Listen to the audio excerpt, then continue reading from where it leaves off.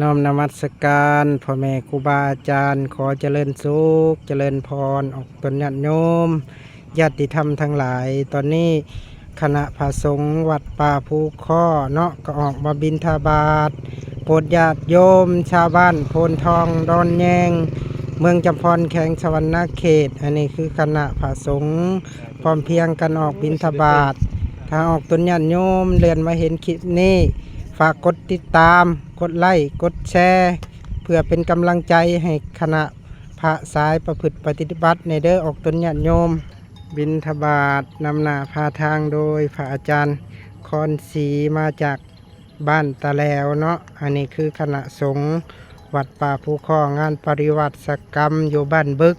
ถอกตนญาติโยมทำใดเรียนมาเห็นจงมีแต่ความสุขความเจริญให้ทุกข์ให้โศกให้โรคให้ภัยหายพยาธิโรคาเด้อสาธุสาธุ